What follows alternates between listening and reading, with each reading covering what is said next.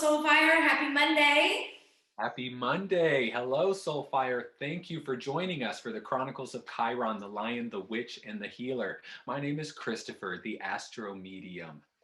I am Jessica Tanselle, medium, spiritual teacher, and healer.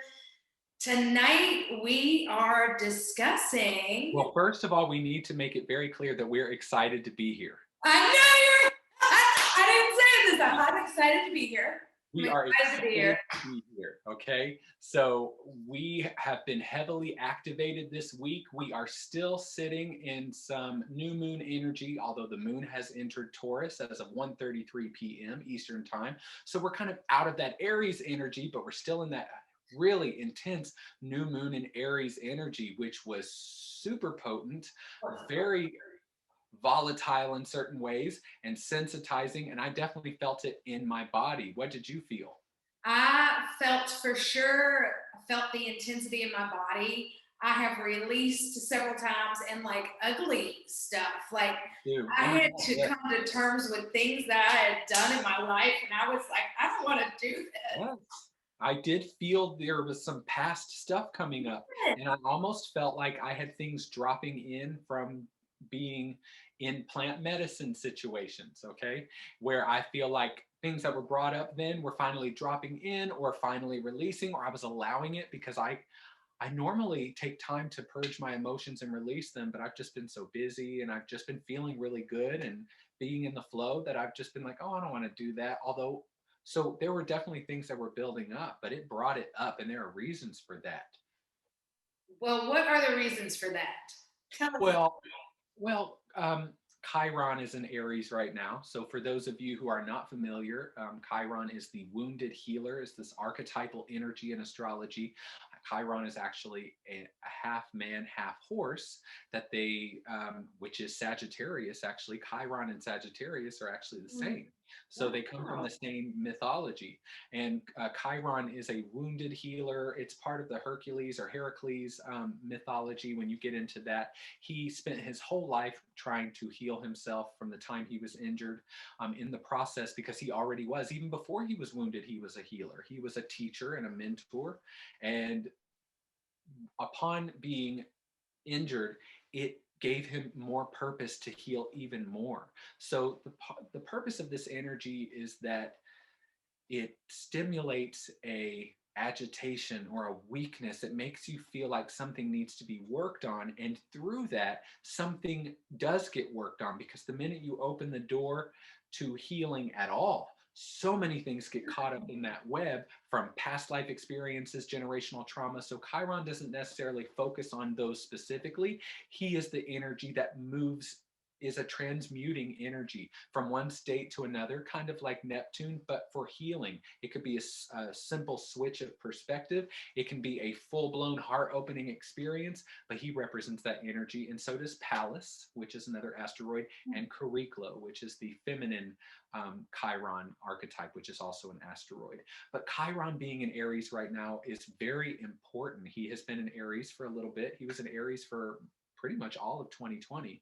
And he stays in Aries the longest because his orbit is very strange. So that makes sense to why it's so intense, though. I mean, it's like, here, I'm going to stir it up and stir it up and stir it up. And then it was like, boom. I was like, what just hit? Because you had all these planets, Sun, Mercury, and Venus.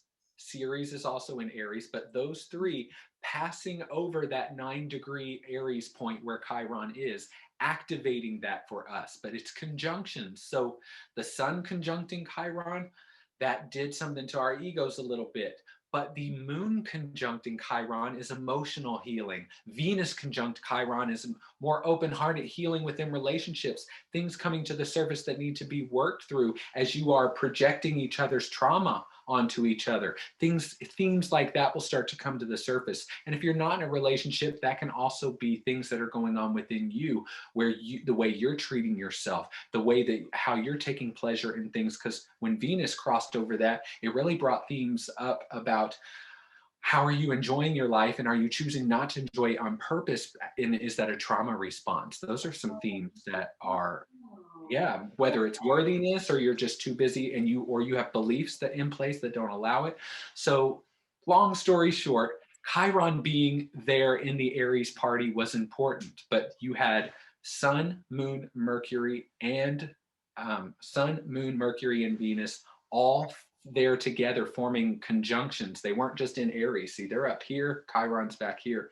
And that activated us so much. And of course, Aries, you and I both have Aries energy in us. Your rising sign is Aries. My midheaven is Aries, and I have a very highly packed first house. So Chiron's Moon, Venus, Mars, and Jupiter all in the first house, which is ruled by Aries. So we have this energy in us and we got activated. Your rising got activated at some point because there was a conjunction to your rising. So that would have had a lot to do with your physical body, the appearance. There's a lot, relationships have a lot to do with that. So, and that Look, so many things are like, as you're saying it, I'm like, oh, okay. Because it show up differently for everybody, because the new moon happened, but it didn't happen the same for everyone because we all have a different combination and placements in our natal chart. I want to ask you this weekend, because we're talking about Chiron and the new moon, and I know because we've just chatted a little bit, I know just that things did come up, but how and when did it come up for you? Because my timing was maybe a little bit different, but I'm curious about the timing, I kind of allowed it to happen because I did a new moon ritual. So although I did start last Thursday, I started to feel that energy, and I knew that that's when you should feel the energy, but I also started to notice sleeping, I want to say better, but it wasn't like I didn't have insomnia. It was just I was actually staying asleep or feeling like I was sleeping deeper, which new moons can do that, but they can also make me feel a little bit more sensitive, like I need to cross my arms a little bit, like I'm more vulnerable. And that's what they'll do because the sun and the moon are conjunct. Your subconscious is more available. Your consciousness and your subconscious there's a coalescing there. And then we're being activated in all these different ways based on our natal chart. And also being a sensitive person, highly sensitive people, empaths, light workers, starseeds, we are sensitive to astrological shifts. My rising sign is in Cancer, which is ruled by the moon. And so I'm very ruled by the moon. Moon phases very much affect me. And this moon would have affected you very much because your rising is in Aries as well. But we are all affected by it in some way, but I'm specifically in astrology, we would say I am very affected by the phases and activity of the moon. And it's very, absolutely, I feel that. So there's a lot going on within this new moon. And a lot of people talk about manifesting with moon phases, and that's absolutely, and the reason for that is like on the full moon the sun and the moon are opposite, which means the subconscious and the consciousness, there's an opposition. So there's a choice that needs to be made, there's an adjustment, and you feel pulled in a specific direction, which heightens your emotional states, creates a stronger gravitational pull, agitates the water molecules in your body, thus producing specific types of hormone sequencing that can cause agitation, frustration, hyperreactivity, anxiety, restlessness. And that allows emotional states to come to the surface, and emotions are magnetic. Go ahead. Just how wild, because we hear it all about the full moon, and I do a lot of manifesting also with the moons, but we're also getting ready to talk about the release. But I just want to make note that this new moon brought that shit up. Like, yes, but not necessarily the moon in general, because it's going to flow. The new moon in Aries is going to feel a little bit more full to people because Aries energy is so energetic, especially because it's ruled by Mars, and Mars is that physical, action-oriented, blood-pumping energy, primal energies in us. So it was doing that, and the moon doesn't like being in Cancer, but the moon, it was like, you have to do this, moon, you have to focus on yourself. Okay, just like Venus doesn't like being in Cancer. Now it's time to focus on yourself and what your needs are, which make those two planets uncomfortable, where the sun and Mercury were doing pretty well there. Okay, so it balanced out the energies. But people manifest at the full moon point because your emotions are magnetic and they're more heightened, so they have the frequency is stronger and more whether it's negative or positive, okay? The frequency has a stronger magnetic pull. The new moon, there's more introversion, more inward focus. The subconscious is where you're going. That's where things, more healing really can take place at the new moon point, even though you may experience the healing purging at the full moon point more. The new moon is where all the seeds are planted. And so it's the ending of a cycle and the beginning of a new one. So there are things that can be released, but that's the time to put intentions in there, and then full moon is where you pick the fruit, okay, or where it starts to blossom. And so manifesting with the moon is wonderful, but what about healing with the moon?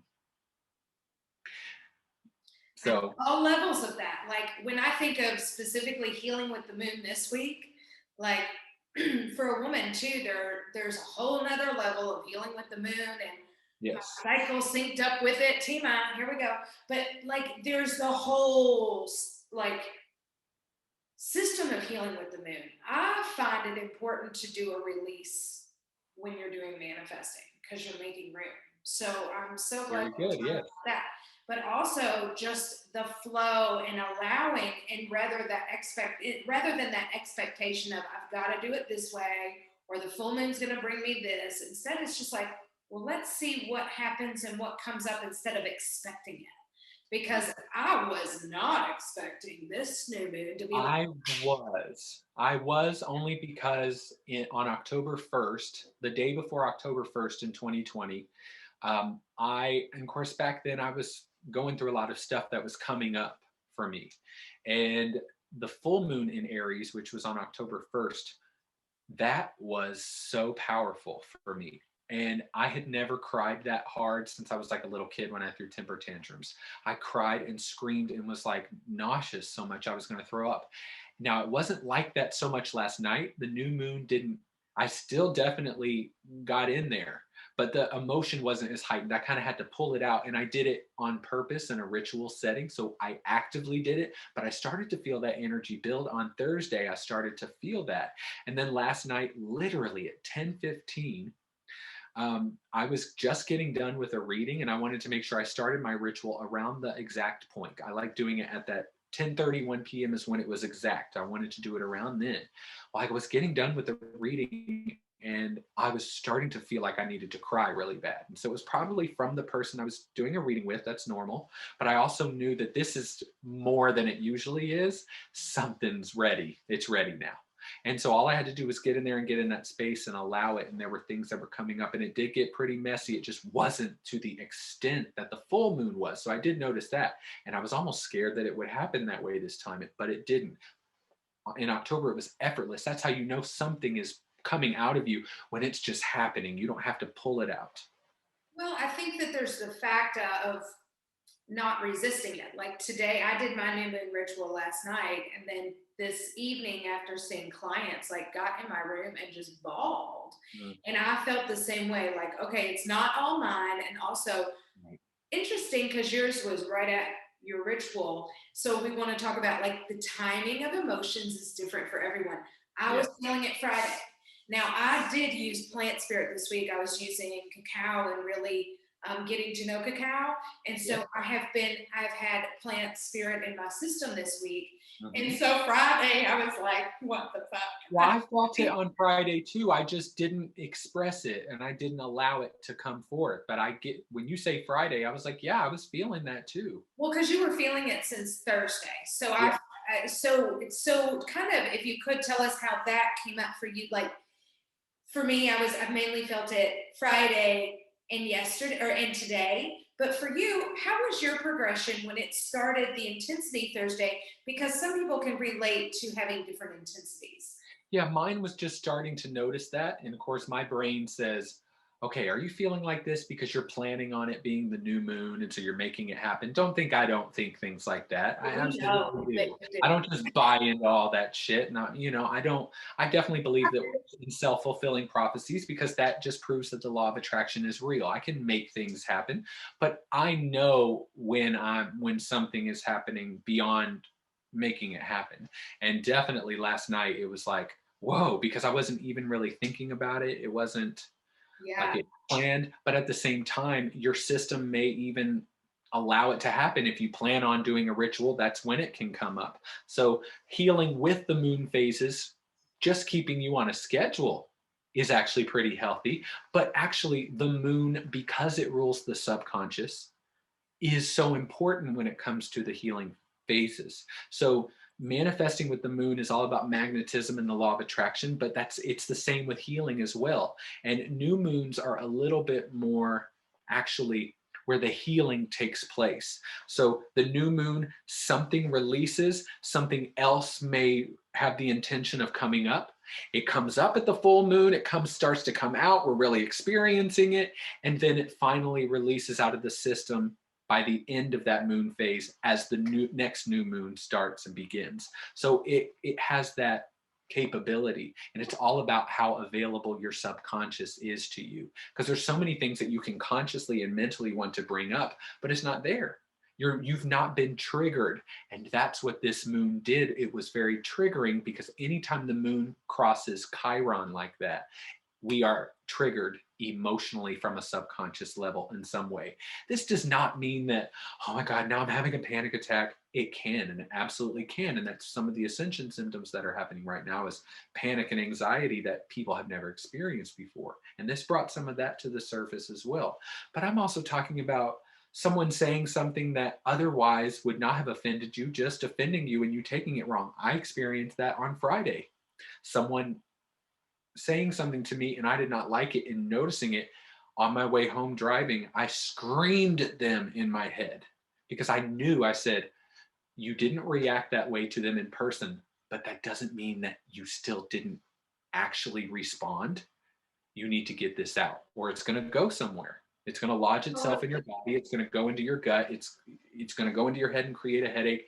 Get it out. That's what venting does, is helps you get something out that you weren't able to express there. And that's just part of us being in a civilized society, right? We're still animals. We still have a subconscious that still has a lot of primal qualities to it.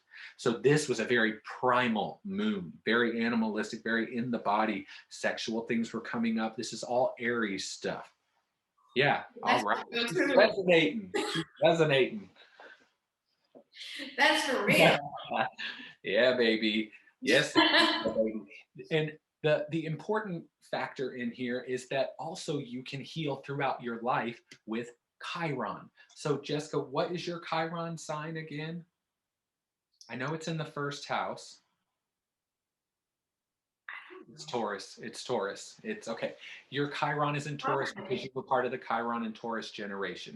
So Chiron will stay in signs for an extended period of time. It's not a few months. Sometimes it's a couple years. So you were the Chiron and Taurus people. Chiron stays in Taurus a pretty long time too, because it's right after Aries. I'm Chiron in Cancer, which would have been a few generations down. And my Chiron is also in the first house. And the reason I ask you that is because we also want to chart where Chiron is. Chiron makes certain aspects or angles to other planets. Chiron can make a trine to your Mars and a conjunction to your moon and a sextile to your sun all at the same time. That's a lot of stuff happening, okay? We don't, just like when you're hearing a song, you're not hearing every instrument separately, you're hearing the whole organism happen, right? So it's all happening, but Chiron also, throughout your lifetime, will make aspects to where he was when you were born.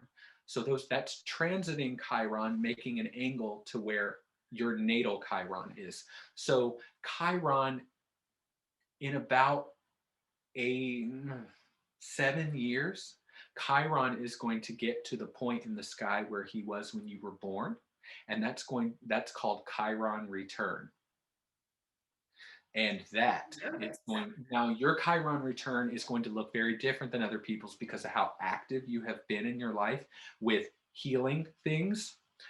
Those Chiron throughout your lifetime will make aspects to himself. So at some point he'll make a sextile to himself. It'll be Chiron sextile Chiron, Chiron trine Chiron, Chiron opposite Chiron. But then we come back, and those are very important too. Those are different times in your life where there is some type of triggering of something that you've suppressed, and there's things that come back up. But a lot of times it's massive healing where, like, I'm going through one of these, and you notice when Chiron is making a positive aspect to himself, that it doesn't necessarily sensitize you as much as it starts things in your life and things within you start to respond from a more healed place, and you start to attract things that represent where you are now that will change beliefs in you. This is not midlife crisis timing, though. Now that is Uranus territory. So Uranus opposition. So when Uranus opposes himself, that is your midlife crisis, and yours is in about 2 years. So yes. So, and that happens differently for everyone. It's between 37 and 44 years old, usually 39 to 43. So your Uranus opposition is coming, and that is there's a very wonderful book that if anyone out there is very interested in these cycles of astrology through healing, through consciousness, so awakening, because Uranus is the great awakener, there is a book by one of my absolute favorite astrologers and spiritual teachers. Her name is Barbara Handclough, and it is called, well, first of all, everyone should be reading Alchemy of Nine Dimensions, but then there's also Astrology and the Rising of Kundalini, which talks about a lot of different astrological phases and transits that move you forward in your evolution, but it really focuses on 3. Do you know what the first one is? No. Yeah, you do. Yes, you do. Saturn return. So yes, you know all about the Saturn. We did yours recently. We threw a party. Yeah. And I get 2 Saturn returns this year. So I'm going to experience this, yes, twice, because Saturn is going to go retrograde, and he's going to pass over the point where he was when I was born again. So some people get some people get 3 of them. So you have your Saturn return at 29 and a half, which is very physical stuff, life stuff, career, job, marriage, divorce. Something changes that moves you into a grown-up state, a more mature state of consciousness. And then you go through other transits like Neptune square Neptune in your mid-30s, which prepares you. In your mid to late 30s, you'll go through Neptune square Neptune, which makes you question things. It's also a very spiritual time, but you're not sure about your beliefs anymore. It makes you question so much. And that is the first of the midlife crisis transits. You'll go through Uranus opposition, and then you have Chiron return at 50. So talking about this, and because you and I have talked a little about these returns and the midlife crisis and how these happen, and how can our listeners, yes, help me help them, how can they utilize knowing, one, get with Chrystopher to know when these are happening, because he is your guy. Probably does sound like gibberish to some people. I'm sorry. Well, no, I think it's good because everybody's chart's so unique. So like you said, all of this will affect midlife crisis coming, even though it's not Chiron, but it's 39 to 44. Well, mine's coming closer to 44 rather than closer to 39. Yes. So that will affect it differently as well. So when people get with you or for their charts, you're able to say this and this and this and this. Well, yes. These are things you can ask him. Well, what about this? And so how can they navigate when they know a big transition like that's happening? So when you know that one of these transits is coming, you are more consciously prepared for it. You have, you start to prepare yourself and know that certain probabilities may ensue that surround these certain themes, and you keep it broad because it can show up in various ways.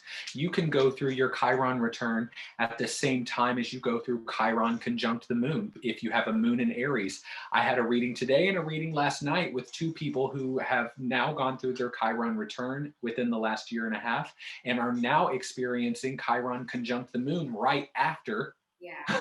Which is the same, but it's a Chiron conjunct Chiron, and then just months after you go through Chiron conjunct the moon, it extends your Chiron return. Does that make sense? Yeah. Because you went through Chiron, if let's say your ascendant sign was at 9 degrees of Aries, because I know it's an Aries, I just don't know the degrees. Well, you would be experiencing Chiron conjunct your ascendant, which would be its own thing, okay? So if you're preparing for these things, you start to see if these things are going to show up for you, and you choose with conscious awareness to respond differently. And also you can say, this is supposed to happen, because when my soul decided to incarnate into the physical body, it knew the exact time in which that occurred, and it would also know at that exact time which sign would be on the eastern horizon in which it would incarnate through, because that's the direction in which the incarnation occurs. And that sign would color the aspects of the physical body, and the chart would be chosen.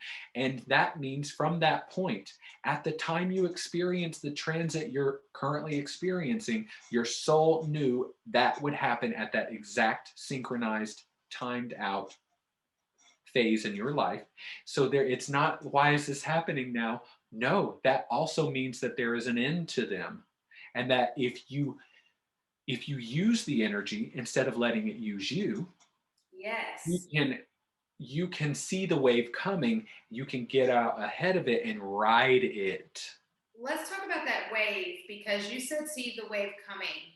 And I just want to mention, and I want to ask you a question, but when I think see the wave coming, you may not know all aspects of that wave, but you know a wave is It is a coming to river. singular wave that could crash, or, waves are very volatile. You wouldn't even know, like, well, you'll answer this. We'll see a wave coming for the return of Chiron, for our Saturn return. Sorry, I said it wrong. All of those things. Yeah, that's But very. you don't necessarily the aspect. Like, it's not always the aspect of like work or personal life or certain healing from childhood. Like, that wave could look different every time. It's looking different for everyone. Yes, because your chart is as unique as a thumbprint. Okay, so because even if someone had your exact same chart on that exact same day, there are aspects in your natal chart, like the moon, which is very affected by environment. So don't get it twisted. This is not a one size fits all. So, but everyone will experience Saturn return, Uranus opposition, and Chiron return generally around the same time. We all go through certain transits at the same time. And that's why you see people in mass quantities moving to different stages in their life, all in a synchronized way. Why? Because it's just in our hormonal sequencing? No, that hormonal sequencing is part of the grid that the planets are also linked into. Okay? So it's just like everyone always makes a change between 28 and 31 years old, but usually 29 and 30, and you notice their shift from the way they were living their life before and when they enter their 30s. And this has to do with that Saturn cycle, which is actually just like our body renews itself every 7.3 years, which if you add 7.3 years 4 times, it's a Saturn return. It's a full Saturn cycle.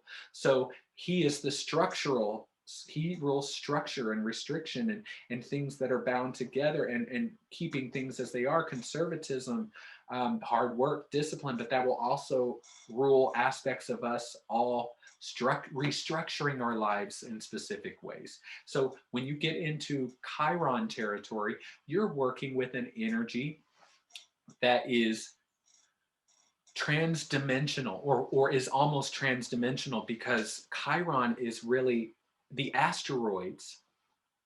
Wherever they are, they represent a link.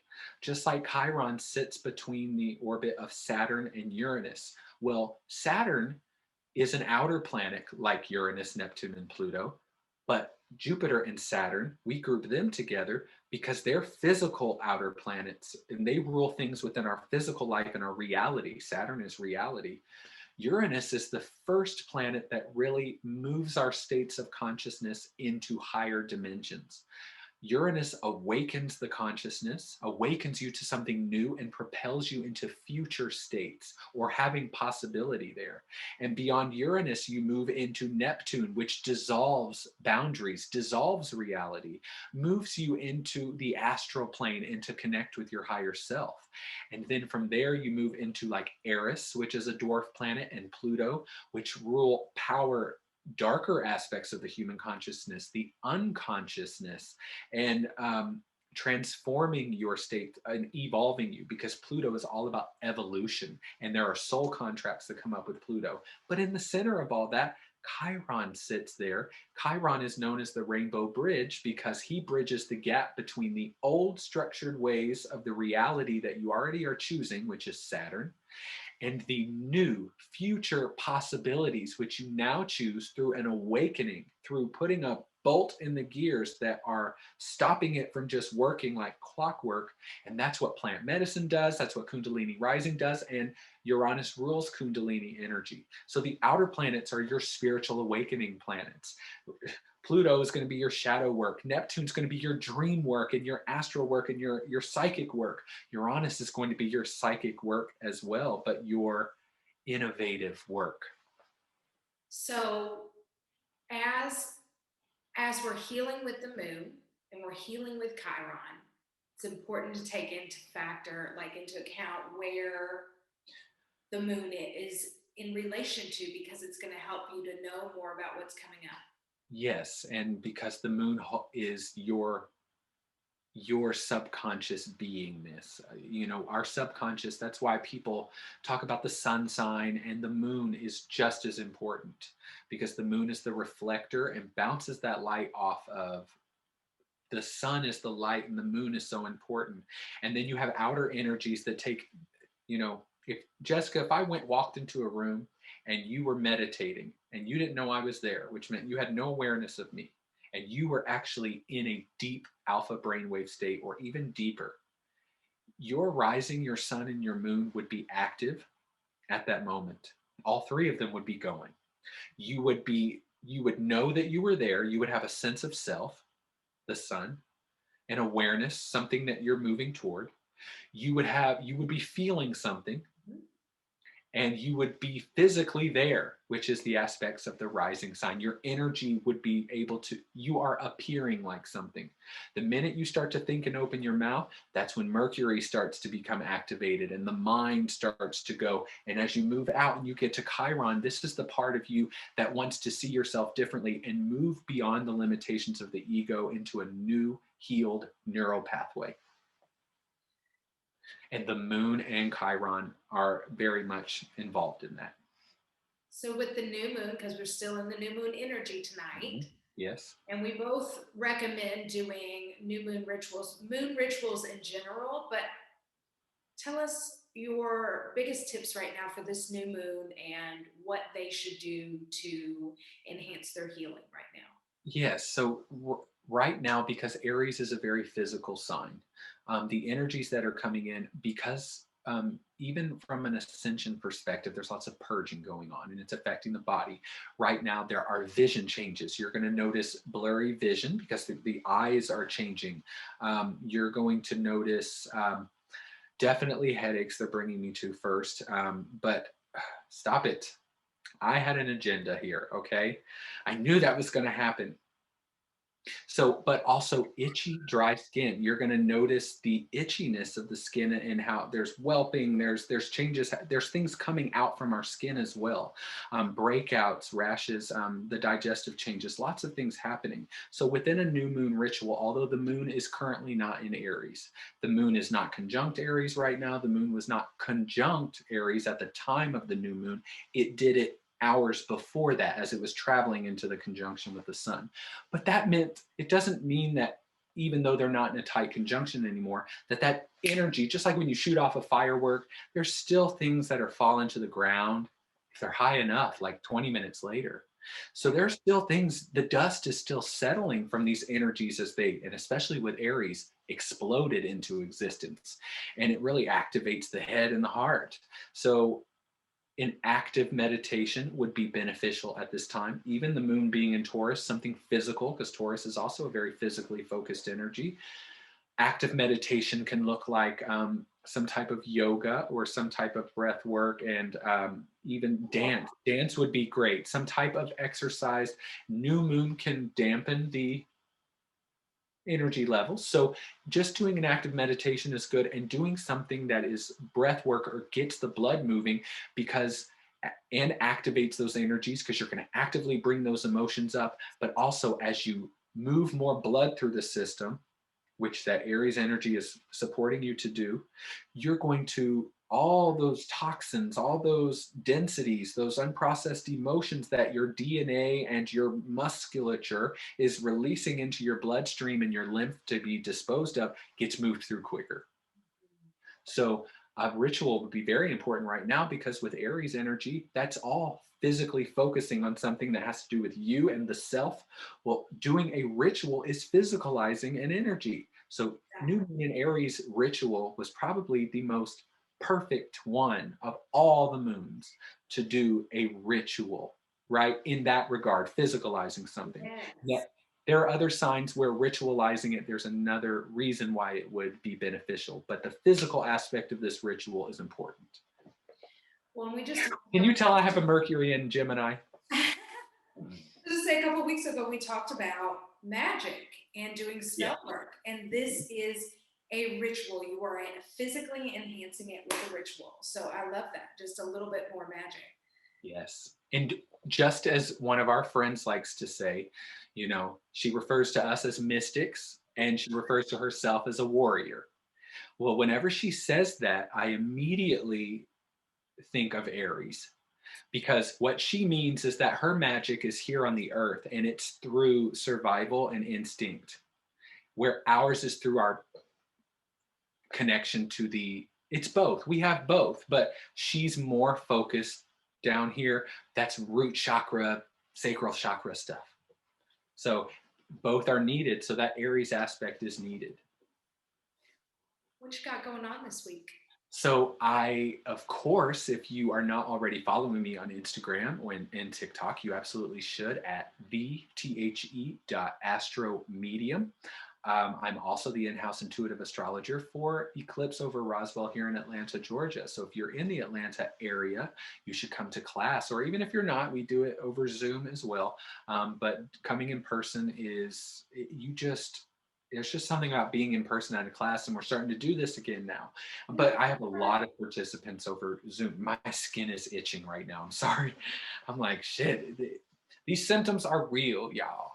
So every Wednesday night at 7 p.m. Eastern time, $10, open to the public. I am going to start developing more classes in the future, just so everyone to stay tuned.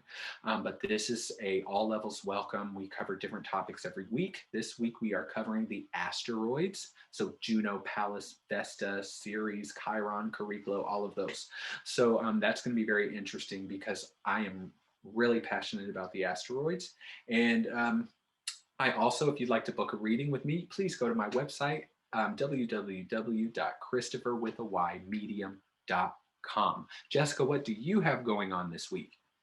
Well, please do follow me on Instagram and TikTok at the Jessica Tanselle. If you want to book a reading and if you want to subscribe for my events under Magic Monday on my website, thejessicatanselle.com, I have some cacao ceremonies around the wheel of the witch's wheel. We're doing Beltane coming up on May 1st. We'll do our cacao ceremony. I will also be doing new moon and full moon cacao ceremonies. So I'm excited to bring forward these sacred the next full moon, yes, it's going to be intense. Yeah. So I feel very excited about that. So the best way to find out about those right now is follow me on Instagram and TikTok, and also to subscribe on my website to get all my information. Right? thejessicatanselle.com. thejessicatanselle.com. All right. Well, thank you so much, everyone, for joining us tonight. We hope you start using these energies and quit letting them use you. We will see you all next week here on Soulfire, a virtual spiritual arts center. I think so. I think so too. At 9:30 p.m. every Monday. We will see you there. Have a good night. Good night, you guys.